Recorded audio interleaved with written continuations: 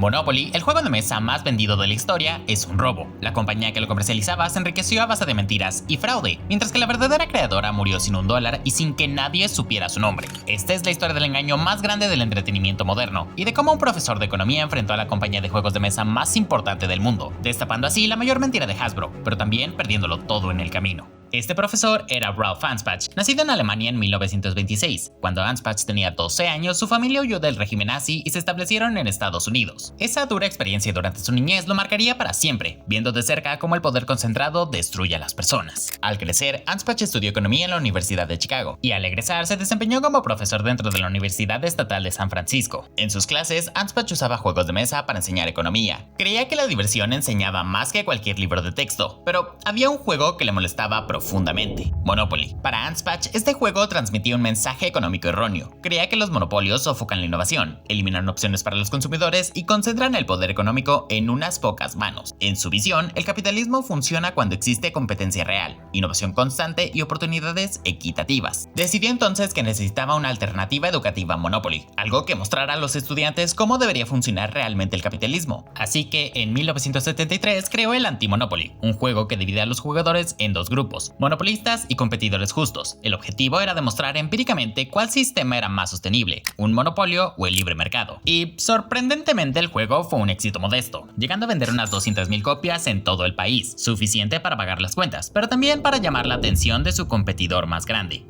Es así como el 10 de enero de 1974, Anspach recibió una carta de Parker Brothers, la empresa dueña de Monopoly en aquel entonces. En ella lo acusaban de violación de marca registrada y exigían que detuviera la producción, retirara todas las copias del Anti-Monopoly que quedaran en el mercado y las entregaran para su destrucción. Si no cumplía, lo llevarían a los tribunales y no dudarían en usar todos sus recursos para hundirlo. Anspach se encontró en una posición difícil. Había invertido sus ahorros en la producción del juego, firmado contratos con distribuidores y tenía obligaciones financieras que cumplir. Destruir el juego significaba su ruina económica, pero más allá del aspecto financiero, Anspach sintió que había algo profundamente injusto. ¿Cómo podía una corporación monopolizar no solo un juego, sino la palabra Monopoly en sí misma? Y lo más importante, ¿por qué Parker Brothers tuvo una reacción tan desmedida con un profesor de economía? Pero para entenderlo, tenemos que preguntarnos quién o qué era Parker Brothers. Esta empresa fue fundada en 1883 por George Parker, un erudito de los juegos de mesa que a los 16 años había creado su primer juego llamado Banking. Para cuando tenía 18 ya había fundado su propia compañía. Sus hermanos Charles y Edward Parker se unirían más tarde, consolidando así el nombre de Parker Brothers, que se convertiría en la empresa de juegos de mesa más importante en Estados Unidos durante la década de los 80s.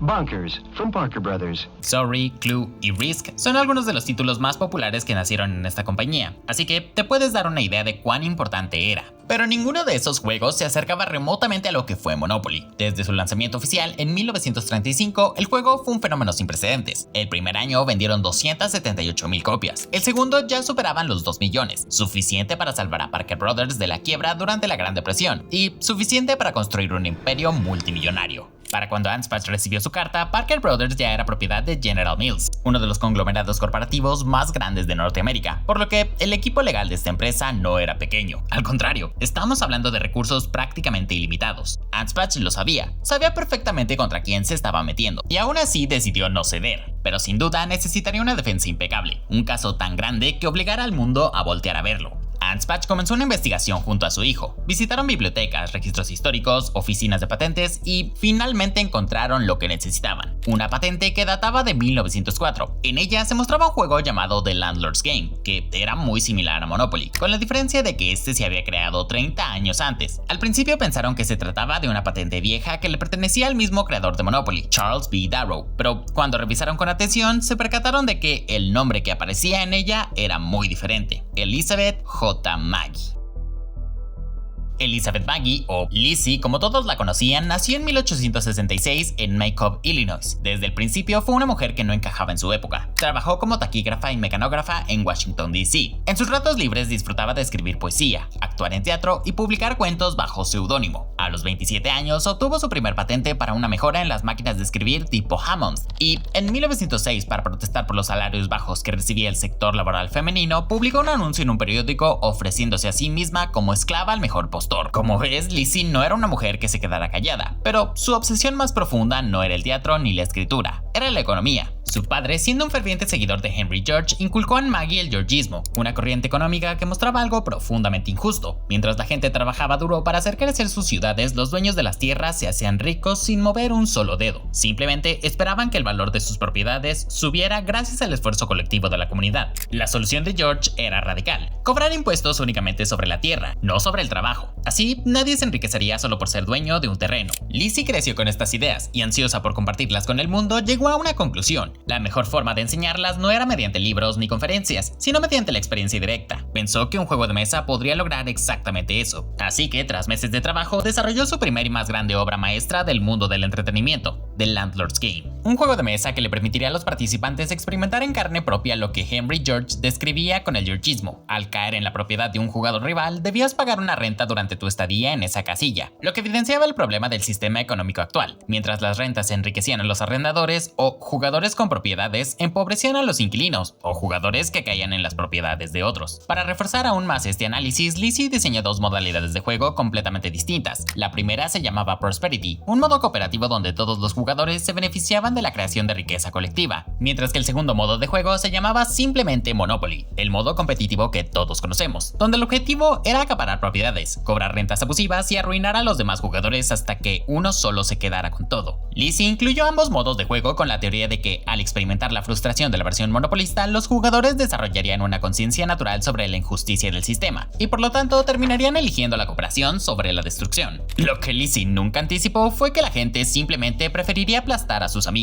En 1903 presentó una solicitud de patente que le fue otorgada el 5 de enero de 1904. Con la patente en sus manos, Maggie intentó vender la licencia a Parker Brothers, quienes rechazaron su propuesta, calificándola de demasiado política y demasiado complicada, por lo que Lizzie, junto a dos de sus amigos georgistas, fundaron la Economic Game Company, que se encargaría de producir y distribuir el juego por su cuenta. Finalmente salió a la venta. No fue un éxito comercial masivo, pero sí fue lo suficientemente popular para circular de forma clandestina entre universitarios y profesores que lo utilizaban en sus clases para enseñar economía. Los estudiantes lo copiaban a mano y lo enseñaban a otros, y así sucesivamente, perpetuando su difusión de forma no oficial a través de los años. The Landlord's Game se convirtió en un fenómeno popular de forma completamente orgánica. La gente fabricaba sus propios tableros en pedazos de papel, madera o cartón, y ajustaban las reglas y cambiaban los nombres de las calles por los de su propia ciudad. Lizzie jamás tuvo problema con esto. Creía que si el juego tenía como objetivo promover las ideas georgistas, no importaba cómo se diera esta distribución. Sin embargo, esa misma generosidad sería su mayor perdición. El juego terminó por llegar a manos de la comunidad cuáquera de Atlantic City, una comunidad religiosa que históricamente se ha caracterizado por su fuerte sentido de justicia social, gente para quienes un juego sobre economía y desigualdad tenía mucho sentido. Los cuáqueros distribuyeron el juego entre sus filas, donde sufriría la primera transformación que sentaría las bases para el que más tarde se convertiría en el Monopoly que todos conocemos. Sustituyeron los nombres genéricos de las calles por ubicaciones reales de Atlantic City: Boardwalk, Park Place, Marvin Gardens, nombres que hasta la fecha forman parte del juego oficial. También estandarizaron los precios de las propiedades, introdujeron el uso de hoteles y, casi sin darse cuenta, abandonaron las reglas cooperativas de Lizzie. La versión competitiva era mucho más emocionante y el mensaje antimonopolio fue desapareciendo poco a poco, pero estas modificaciones hicieron del juego algo más familiar para esta comunidad, quienes lo compartían con orgullo a cualquier amigo o familiar con quienes quisieran pasar un buen rato. El ejemplo más visible de esto fue Charles Todd, un hombre de la comunidad cuáquera que, tras reencontrarse con su mejor amiga de la infancia, Esther Jones, la invitaría a pasar una agradable tarde en compañía de su familia. Esther no llegó sola, la acompañaba su esposo Charles Darrow, un vendedor de calentadores en Filadelfia que, tras la Gran Depresión, se había quedado sin empleo.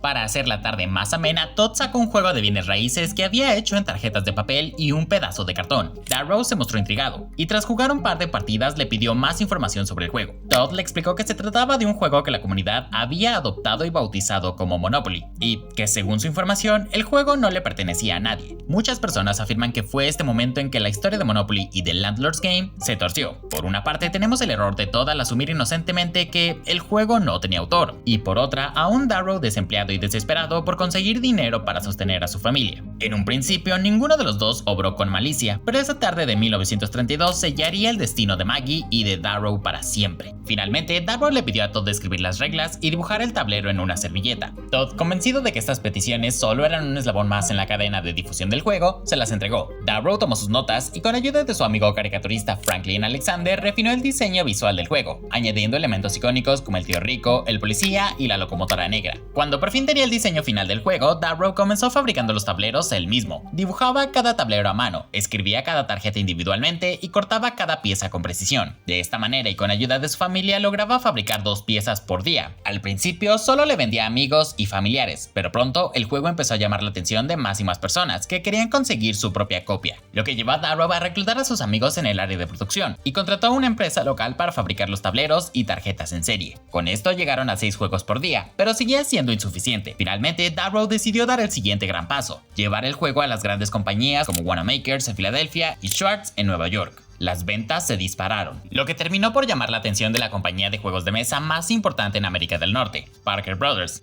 Aunque Monopoly no era desconocido para esta compañía, ya que años atrás, en 1934, Darrow les había presentado el juego con la intención de producirlo y comercializarlo a gran escala, pero este fue rechazado, citando nada menos que 52 errores de diseño, y al igual que con Liz y Maggie, afirmando que era demasiado complejo, demasiado largo y demasiado difícil de entender. Pero las ventas no mentían, y Parker Brothers sabía reconocer un negocio cuando lo veía. En marzo de 1935 compraron los derechos de Monopoly a Darrow, afirmando ser el único inventor del juego, pero cuando le preguntaban sobre el origen e historia de su creación, Darrow siempre contaba algo distinto. Robert Barton, un ejecutivo de Parker Brothers, comenzó a notar inconsistencias en la historia de Darrow. Algo no le cuadraba, así que hizo su propia investigación, y no tardó en descubrir la verdad. Darrow no había inventado nada. Existían versiones previas del juego y existía una patente a nombre de otra persona. Charles Darrow les había visto la cara, pero lo peor no era eso, sino que el juego con más ventas de la compañía y el que los había catapultado como la marca de juegos de mesa más importante en el mundo, legalmente ya no les pertenecía. Para una empresa menor esto habría sido un problema. Habían pagado miles de dólares por los derechos y regalías de un juego que técnicamente no podían comercializar, y que incluso les podría generar demandas. Pero Parker Brothers no era una empresa menor. Parker Brothers sabía que tenía un problema, pero no era uno legal, sino uno de opinión pública. Sabían que si Liz y Maggie se daba cuenta que utilizaron su juego para venderlo bajo otro nombre y con otro autor, podría tomar acciones legales, y aunque fácilmente podrían sobrellevar este juicio, su marca y propiedad intelectual más valiosa no podía verse manchada ante el escrutinio público. Para evitarlo, tomaron una decisión calculada y fría. Si el problema era The Landlord's Game, simplemente lo eliminarían, pero no solo ese título. Compraron cualquier juego similar a Monopoly que existiera en el mercado, Finance, Inflation, Easy Money, entre otros, no para publicarlos, sino para detener su producción y enterrarlos en el olvido. De esta forma nunca podrían convertirse en una amenaza, y con The Landlord's Game harían exactamente lo mismo. En 1935, George Parker visitó personalmente a Liz y Maggie, que para entonces tenía 69 años. Había dedicado más de 3 décadas de su vida a promover The Landlord's Game y las ideas georgistas. Había visto su juego circular de forma no oficial, ser modificado, ser jugado por miles de personas, pero nunca había logrado el reconocimiento ni el éxito comercial que esperaba. George Parker le explicó que la empresa estaba interesada en adquirir los derechos de The Landlord's Game, ofreciéndole $500 por su patente y la promesa de publicar sus juegos originales. $500 no era una fortuna, pero para una Lizzie cansada de luchar por dar a conocer sus juegos e ideas, esta oportunidad representaba algo más valioso que el dinero: validación. Lo que Lizzie no sabía era que Parker Brothers no tenía ninguna intención de publicar sus juegos. Lo que querían era neutralizar cualquier amenaza legal sobre Monopoly. Al comprarle la patente, adquirían el derecho a controlar no solo el juego, sino también la narrativa de su historia. Podían presentar a Charles Darrow como el inventor original de Monopoly sin tener ninguna consecuencia. Su plan había salido a la perfección. $500 fue lo que les costó borrar a Lizzie de la historia, y durante casi 40 años lo lograron, hasta que Ants Patch se topó con la siguiente información. Parker Brothers había comprado la patente más reciente de Lizzie en aquel entonces, la de 1924, pero lo que no se percataron es que la patente original, emitida en 1904, ya había expirado décadas antes, lo que significaba que el concepto fundamental del juego era de dominio público desde hacía varios años. Parker Brothers había construido su imperio sobre algo que técnicamente no podía pertenecerle a nadie. Con esa evidencia, Ants Patch llevó el caso a los tribunales. En su primer juicio, la Corte Federal falló en su contra. Ants Patch apeló, comenzando un segundo juicio que también perdió. ¿Qué te digo? Era muy insistente. Finalmente, Parker Brothers obtuvo una orden judicial que obligaba a Ants Patch a entregar su inventario compuesto por 40,000 copias del juego anti-Monopoly. Estas fueron enterradas en un vertedero de Minnesota. La prensa cubrió el momento y lo calificaron como una imagen aterradora pero visualmente honesta. Una empresa gigantesca enterrando a su pequeño competidor. Aún así, Ants Patch no cedió. Apeló la decisión y en 1982 el tribunal dictaminó algo inesperado. La marca Monopoly era inválida, ya que el público la asociaba con un tipo de juego, no con un fabricante en específico. Por lo tanto, Parker Brothers no podía poseer los derechos sobre esta palabra o cualquier juego que se le pareciera a su producto. Esto fue un triunfo para Ants Patch, quien había dedicado más de una década a esta batalla legal. pero la satisfacción no duró mucho. Parker Brothers presionó al Congreso y en 1984 lograron que se aprobara una enmienda conocida como la Ley de Clarificación de Marcas. Esta ley fue diseñada específicamente para anular el precedente establecido por el caso de Anspach, permitiendo que marcas famosas conservaran su protección legal incluso si el público las percibía como nombres genéricos. Aún así, no todo fue malo. La enmienda no aplicaba retroactivamente al caso de Anspach, lo que le permitió seguir vendiendo el juego de Anti-Monopoly. Pero aún más importante, el escándalo mediático del juicio permitió que la verdad sobre Lizzie Magie saliera a la luz. Ralph Anspach murió en 2022 a los 94 años, dedicando más de una década de su vida y su estabilidad financiera a revelar la verdad que una corporación multimillonaria había enterrado durante 40 años. En entrevistas antes de su muerte, Anspach dijo que su mayor logro no fue ganar el caso, sino rescatar el nombre de Lizzie Magie del olvido. Lizzie, por su parte, murió en 1948 sin reconocimiento y sin percibir un centavo por su creación, que, para la época, ya era el juego de mesa más vendido de la historia. Darrow, por otro lado, fue considerado como el vendedor de juegos de mesa más afortunado del mundo, tras volverse millonario y muy popular con la venta de Monopoly, siendo incluso conmemorado con una placa que lleva su nombre en Atlantic City, y finalmente muriendo en 1967 a la edad de 78 años. Lizzie Magie murió sin reconocimiento, víctima de un fraude corporativo, pero también logró algo extraordinario. Creó uno de los juegos de mesa más jugados en la historia de la humanidad, y aunque el propósito del juego fue pervertido y su mensaje fue distorsionado, la estructura fundamental sigue siendo suya. Millones de personas han jugado una versión de lo que alguna vez ella imaginó.